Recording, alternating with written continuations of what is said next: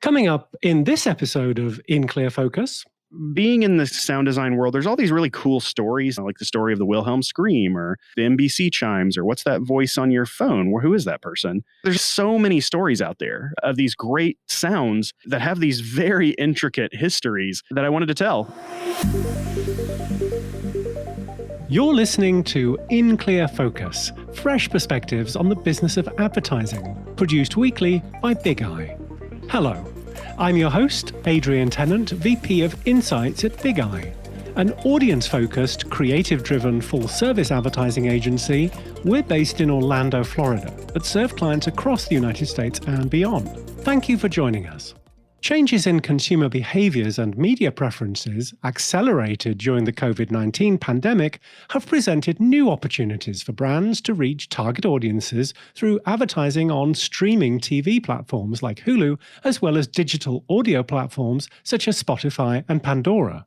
But purposeful sound design is also an important aspect of computer games, mobile devices and apps, and even the sounds that your car makes. Our guest today is Dallas Taylor, a successful sound designer and a sought-after expert on the emotional power of sonic branding. Dallas is the creative director of Defacto Sound, where he's led thousands of high-profile projects ranging from blockbuster movie trailers and advertising campaigns to Sundance Award-winning films and major television series. You've most likely heard Dallas's work without realizing it, as his company produces audio branding for media clients including Disney, Discovery, ESPN, HBO, and Netflix, as well as automotive brands like Alfa Romeo, Audi, BMW, Ford, and Tesla. In addition to being the creative director of Defacto Sound, Dallas is the host and creator of 20,000 Hertz, a bi-weekly podcast that reveals the stories behind the world's most recognizable and interesting sounds. Dallas, welcome to In Clear Focus. Thanks for having me. First of all, what led you to pursue a career in sound design? I was a trumpet player for most of my school age. Back then, I grew up in a really poor town, and somebody put a trumpet in my hands, and I excelled at it. And so that took me through school and into college. In college, I had a bout of performance anxiety over playing the trumpet, which derailed my entire performance ideas in the future. At the time, I was also really into computers and composition and conducting, and I kind of pivoted. One thing led to another. I got into like a news station, which led me to an audio board that led me out to LA. And then I was working for Fox and NBC. And then that led me to the East Coast to work for the Discovery Channel, which led me to making my own studio about 11 years ago, Defacto Sound. Dallas, you're the company's creative director. Can you describe a typical day in the life of Defacto Sound? Ooh, it can kind of go anywhere. We are very focused on short form now, so meaning advertising promos for networks.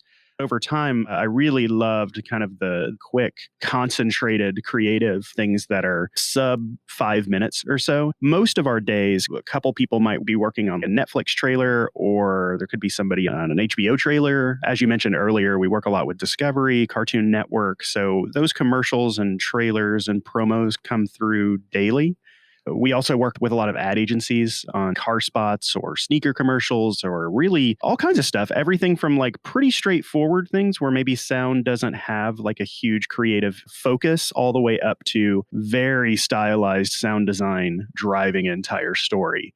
And so just every day is just completely new. And that's one of the reasons I wanted to start the company is I just wanted to work with just everybody. As you mentioned, Defacto Sound designs sound for movie trailers and network promos. How far in advance of release or transmission are you typically working? Probably a couple days, usually. So we're right on the tail end, oftentimes, depending on our place. Like if it's something that is very stylized on the sound design front, we'll usually bounce things back and forth with the editor. We'll really try to dial in this soundscape before it even goes to client, because sometimes it can go a little sideways if we're not involved early enough. But on a lot of things, maybe stuff that is already really worked out with the editor and there's a really clear vision for how they want to finish, that could be something anywhere from, I'd say probably a couple days to maybe a week.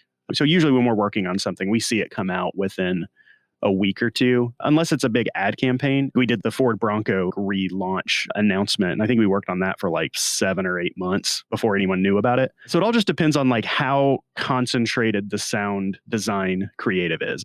When you're creating trailers, do you typically only have access to finished tracks, or are you more often having to create soundtracks, sometimes before the sound for the actual show has even been recorded? Yeah, that's pretty fun. And that's specific to the promo trailer world, where we were doing a lot of recaps for Westworld and True Detective last year. Because we were so far ahead, we were getting raw tracks straight from the set. The show wasn't even mixed yet. So it all just kind of depends on where we're coming in. I'd say probably 60-70% of the time, we're working with tracks that may have been pulled straight out of the show after being mixed and sound designed. But then there's a good third, maybe more than that, where we're getting tracks straight off the set and we're cleaning those up, because what you hear on set and even recorded well never makes it to final, because there's a lot of sound editing we want to do and get rid of all the little pops and ticks and noise and all that to make it just really clear. But yeah, again, it kind of depends. Like, how far ahead are we? How big is the piece that we're working on? Back when Game of Thrones in its last couple of seasons, we were working on a lot of those trailers. And so when we're working on enormous stuff, usually we're in pretty early, and then it's just kind of scalable from there. Now, on the advertising side, which is a kind of a whole different world, I would say 98% of the time we're building that entire soundtrack minus music from the ground up. So we focus very heavily on sound design, and we do some music, but only in a tonal sound design-y sense. When we have like music tracks and stuff, usually it's from a composer or from a library. But we kind of have a hard line between like, is this a track of music versus sound design? Defacto Sound's website showcases the breadth of work that you do. In one of your show reels, you say, when we're doing our best, we're noticed the least. Can you unpack that for us? We never want to like work on something where we're doing it to be self-serving, where someone watches something and goes, oh my goodness, that sound design is so good. Now, if you watch our reels on our website or on Instagram, that's very much designed to put sound in your face, just where you know exactly what we do. However, when we're actually working on most projects, trailers, promos, documentaries, all of those things, it is very geared toward the mission of the story. It's very supportive of where the story is. We never want anyone to be like, oh, that was a sound effect there. Like, we just want to mind meld the listener and the viewer into the story. And so what I love about what we do is we're usually the first people that actually consume a piece of content and it's final in our rooms, even before a director or a producer or writers. And the other thing that we're just always thinking about is removing the boundaries of the framing. How do we support the cinematography by mixing in a way where we're pointing through sound, pointing the viewer to where the focus is? But if they look somewhere else, they also hear that, but in a secondary way. So we're guiding the eye around what the cinematographer is framing. But then in a next step, we're really trying to eliminate framing from the editor's perspective. Sometimes we'll highlight what the editor's doing. Sometimes we'll try to do the opposite, depending on where the story is. So sound is this thing that really can open up this framing and kind of wrap someone around, and it can tell stories off screen. It can kind of push you around the screen. But most of the time, my goal is to really erase the edges for the viewer and just get their minds like completely inundated into this story. Looking back over Defacto Sound's history, is there one project in particular that you're proudest of? And if so, why? Wow, there's so many. I love just big sound design. That's always fun. But I think that the ones that I'm most proud of are the ones that had the biggest emotional impact. So one thing I would say that I'm probably most proud of is a couple of documentaries that we did. One was called Blood Brother. It's on Netflix. It won Sundance in both of the big categories, about this guy who goes over to India to help support orphans who have AIDS. And it's just a very sound designy piece. It's very well crafted. We'd been working on this thing for years, working on the actual doc for months and months. Director Steve Hoover came in, sat down, and in the final day started pulling music out of the documentary, which is something you really just don't think to do at the very end of a process. But he had the understanding that he had been editing in scenes, and now he really needed to give the viewer times to process rather than just have more music on them. And so I was really proud because there were times where he's like, let's just hear it without music. And then the entire soundtrack just played beautifully without it. On set, I don't even think they had a sound mixer, but we had filled the entire soundscape and it was very lush. And we were trying to be very respectful of the actual locations and sounding real.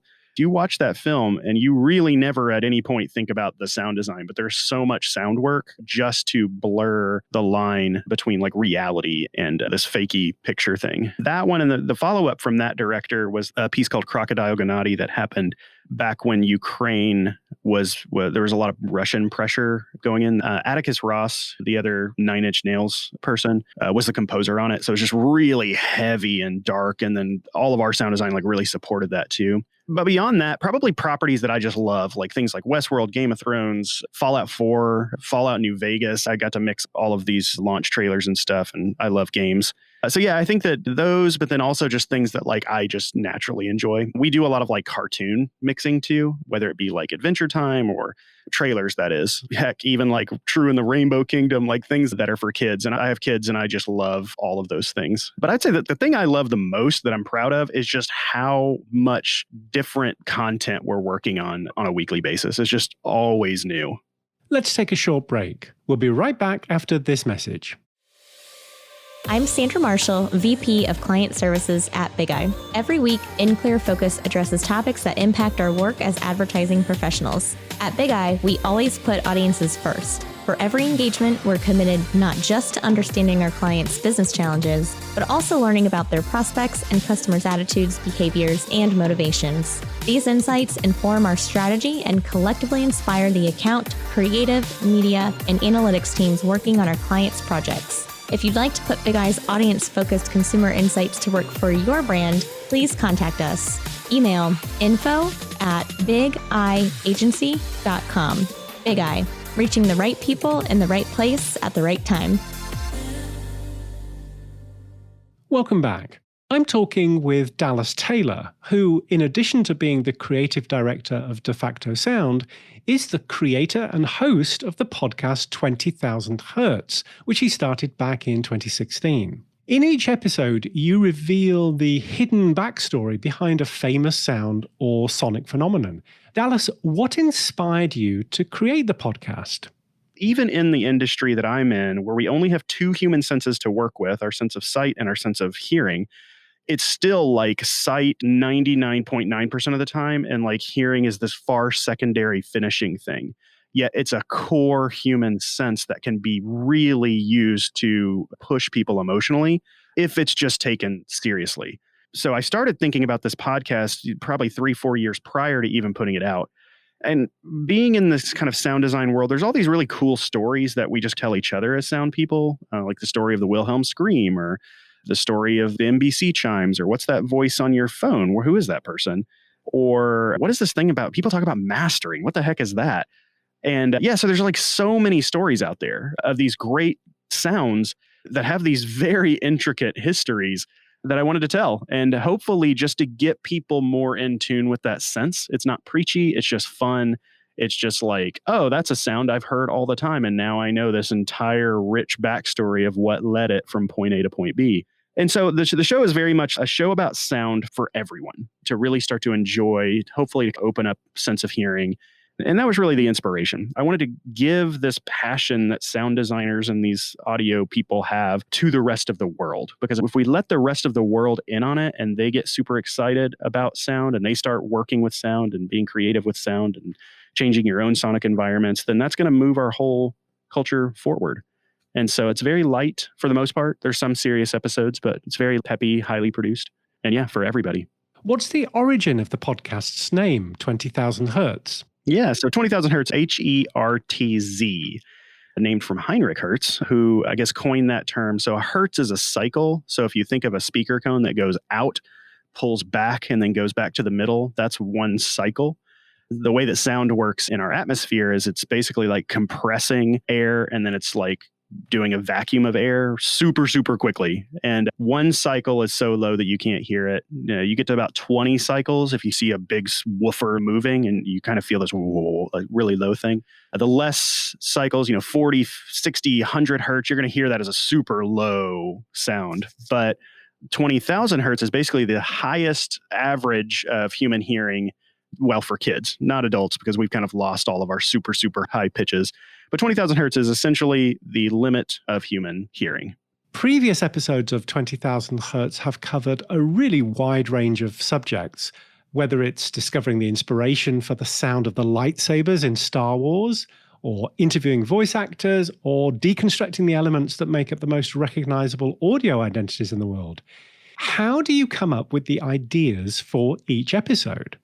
My whole team is really diligent. Anytime an audience member sends in an email with a show idea or a tweet or a Facebook message or, on Reddit, we always put that down on our list. We're not really evaluating all the time, but anytime I have an idea or somebody on the team or just any listener has an idea, we always put it in a special place.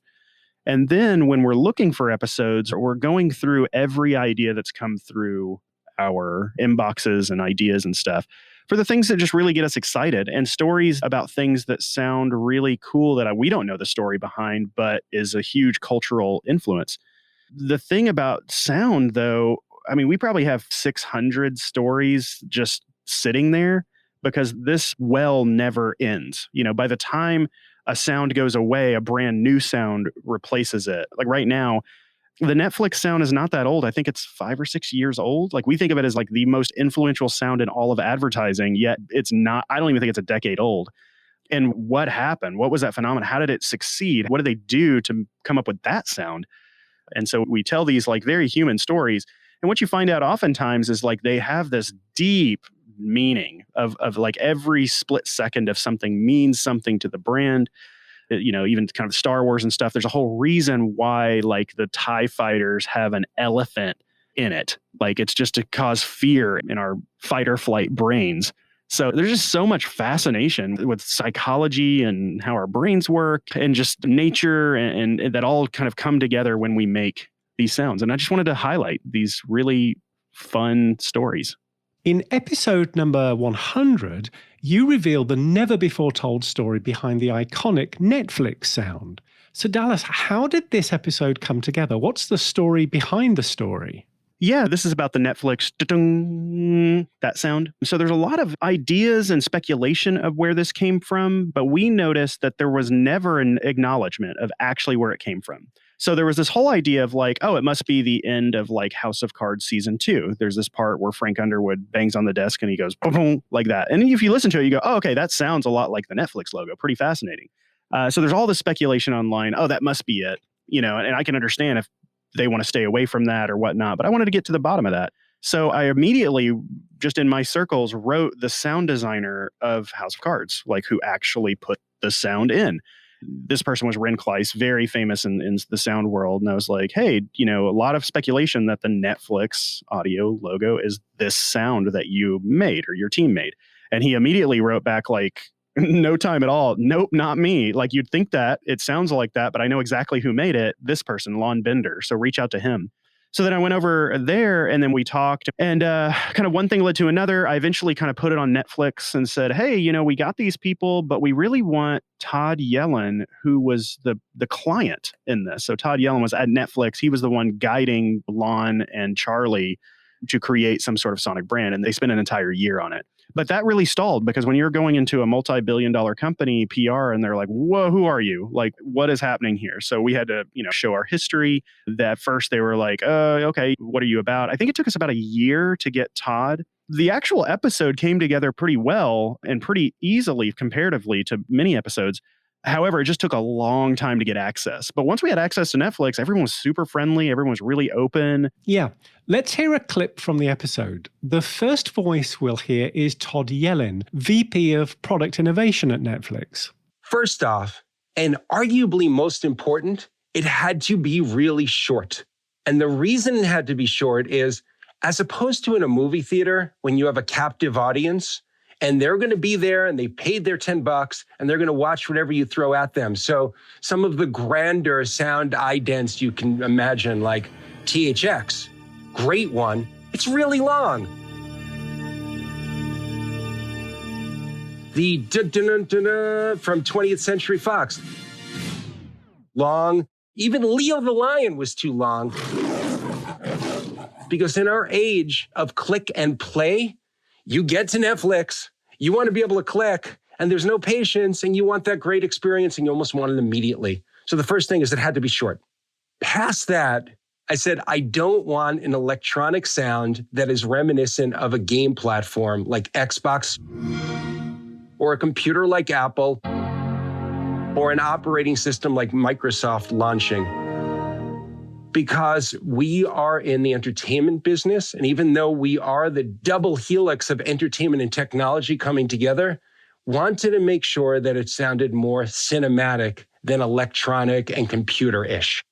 The Netflix sound is heard countless times every single day all over the world. Yet you were the first to reveal its backstory and learn what went into its design.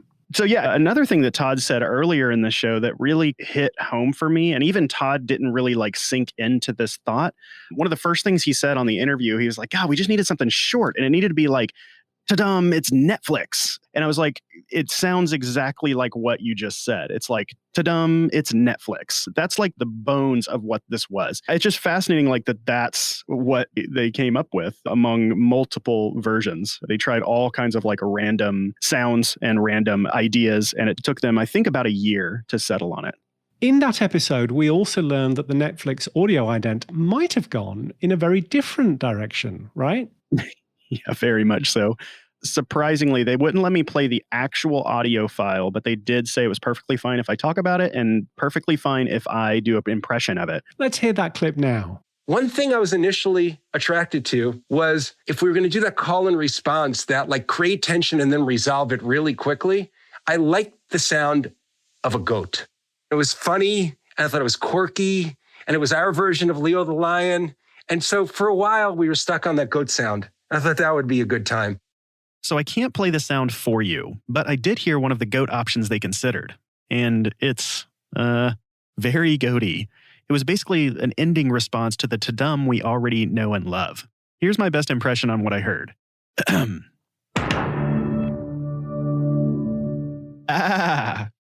Yeah. Great. If you'd like to hear more of that, it's episode 100 entitled Ta-dum, It's Netflix from 2020. Staying with iconic sounds, 20,000 Hertz also produced an episode in 2019 focused on sonic branding, in which you deconstruct some of the most impactful audio logos in history. Let's hear a clip from that episode. The first voice we'll hear is Scott Simonelli, CEO of Veritonic, a company that measures the commercial effectiveness of sound. The big benefit of an audio logo versus a visual logo is that it stays with you after you've experienced it. With a visual logo, you might remember what it looks like, but not in the way that you would remember an audio logo. And certainly nobody's humming or singing a visual logo. As soon as you hear that 3-note or 4-note sequence, you know exactly where you've heard it before. That longevity, that memorability, and that recall is so powerful. Memorability in audio logos is key. And it's not always because the product is so amazing. Sometimes the audio logo is something we might call an earworm, something that just gets stuck in your head and you can't get it out.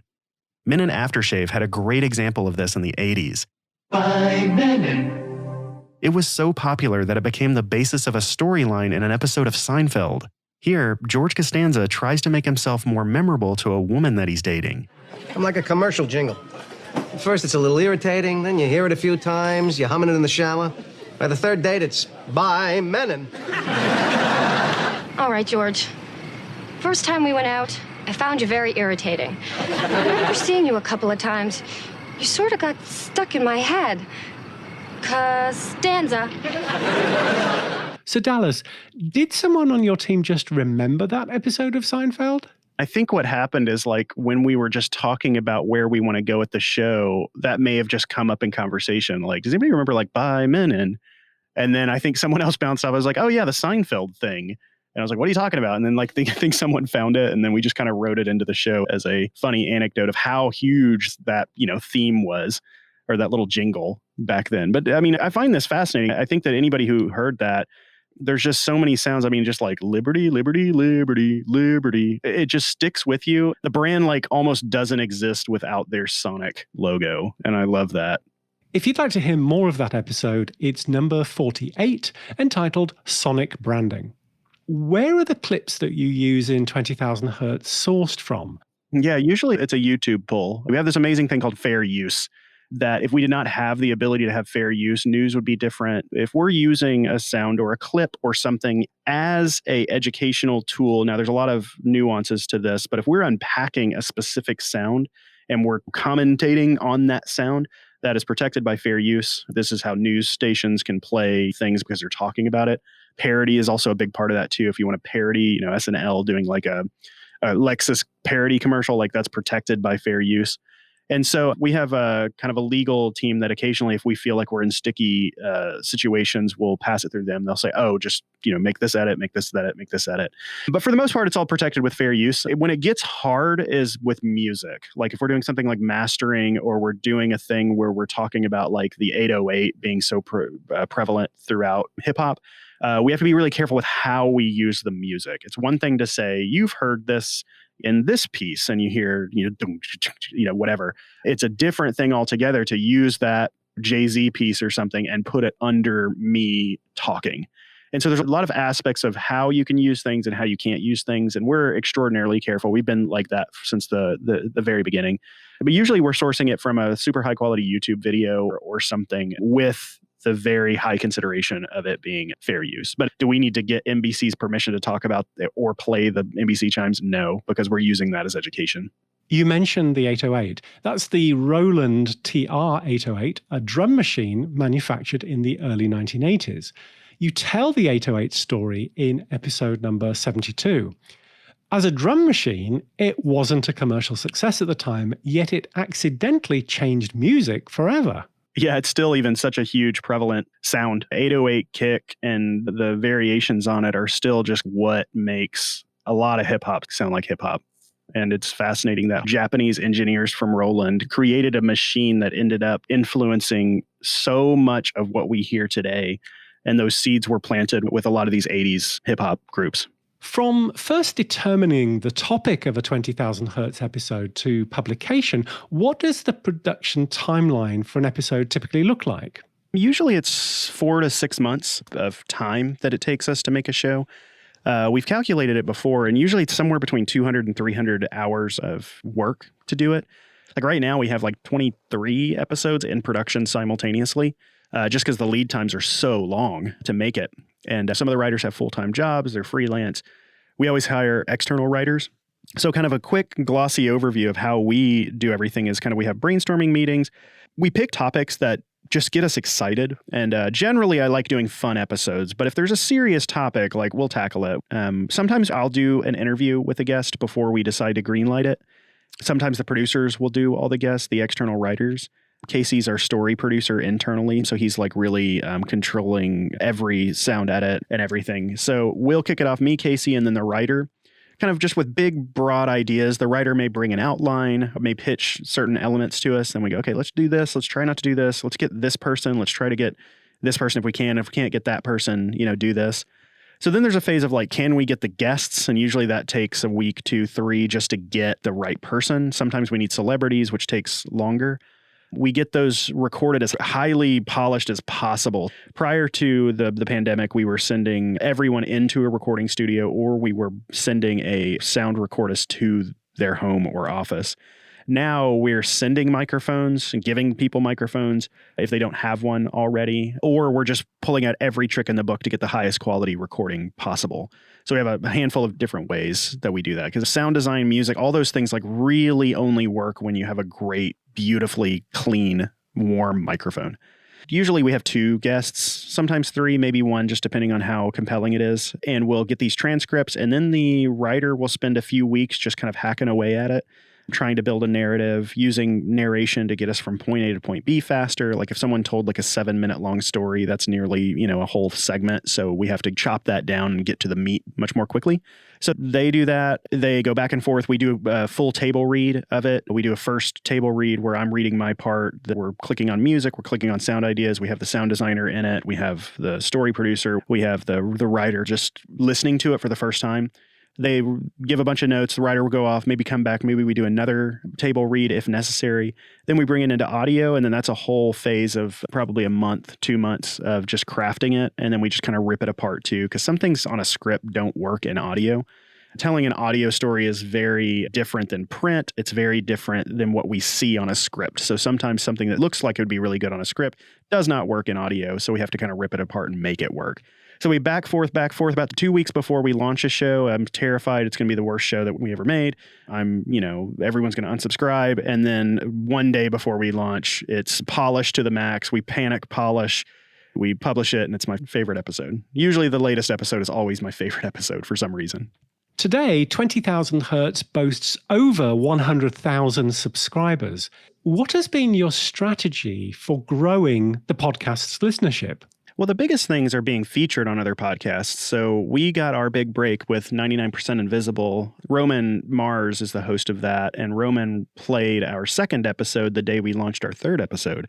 So that was a huge break. Roman and I know each other, and he was just really complimentary of what I was trying to do.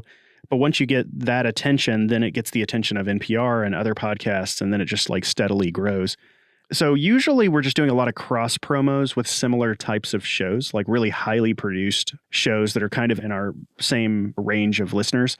Like if we think, oh, that podcast there, surely those listeners would like what we do, and the other podcast thinks the same thing of us. So sometimes we'll drop an entire story from another podcast onto our feed, but only if it sounds like a 20,000 Hertz episode to begin with. I'll chime in, we'll re-edit it, we'll kind of make it a 20,000 Hertz style. So yeah, it's a lot of cross promos. The YouTubers really figured this out. Like YouTubers and collabs and stuff, they're the ones that really understand how to grow an audience. And essentially, I follow that model in podcasting. Dallas, away from the studio, what are your sources of inspiration? I like a lot of variety. There's nothing like making a podcast to ruin all your podcast listening, because it's really hard in my position to listen to other podcasts and not think about the craft and what they're doing and how they're doing stuff. So I would say that like since I've started the podcast, I've listened to less and less. But the more that we've kind of landed on our style, the less I want to be like overly influenced by others. I like when certain podcasts do certain ideas, and I'll kind of borrow that if I hear it. But I try not to get like too much into a particular show. Otherwise, I start sounding like their host, or we start editing in their way. 20,000 Hertz has a very clear style now, and I want to make sure that we're preserving that. Other things that really inspire me, this sounds so weird, and obviously right now it's not a good time, but I just love Disney parks and that stuff. I love the entire world that Disney has built, especially prior to the pandemic. I was just going to Disneyland every time I was working out in LA. Anytime I could find myself in Orlando, just because the level of detail just reminds me that detail and love and care all the way to the nth degree matters to people. And so it just reminds me when we're making this show and maybe we're toiling over an edit and spending hours on something that's only a blip of time, that it matters. And so I like very detailed, deep, like onion, you think you've gotten to the baseline, but there's another layer under it and another layer under it. Definitely music. I love classical music. I love bluegrass. I love hip hop. I want to just devour all kinds of stuff, especially things that are surprising. If In Clear Focus listeners would like to learn more about Defacto Sound or the 20,000 Hertz podcast, where can they find you? Defacto Sound's website is defactosound.com. However, what's probably even more interesting is if you're on Instagram, because we do some goofy stuff on Instagram and we're kind of keeping that updated. So a lot of times you'll find our reels there. Anytime we post an episode, we'll post over there too. But we also do these funny things like re-sound design serious clips into being silly. And so I would recommend following Defacto Sound on Instagram if you want to take it a step further. And if you really like weird, funny sound design videos, follow Defacto Sound on YouTube as well, because we're doing weird stuff over there too.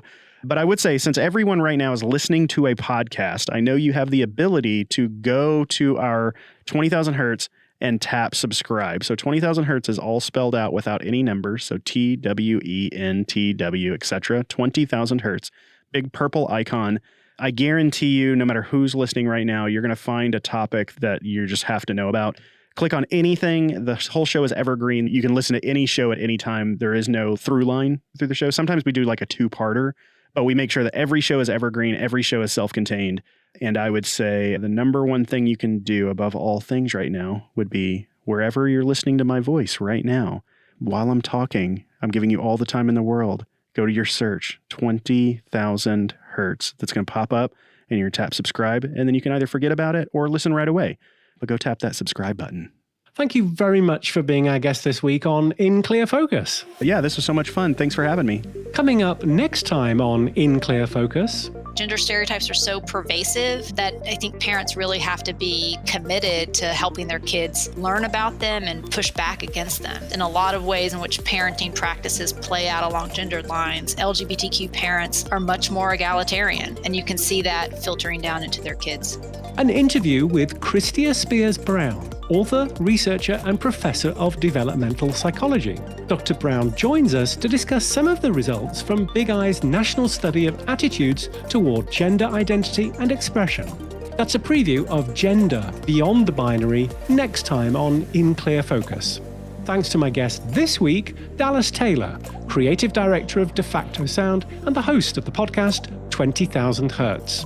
You'll find links to the resources we discussed on the In Clear Focus page at bigeyeagency.com under Insights. Just click on the button marked Podcast. If you enjoyed this episode, please consider subscribing to In Clear Focus on Apple Podcasts, Spotify, Google Podcasts, Amazon Music, Audible, YouTube, or your preferred podcast player. Thank you for listening to In Clear Focus, produced by Bigeye. I've been your host, Adrian Tennant. Until next week, goodbye.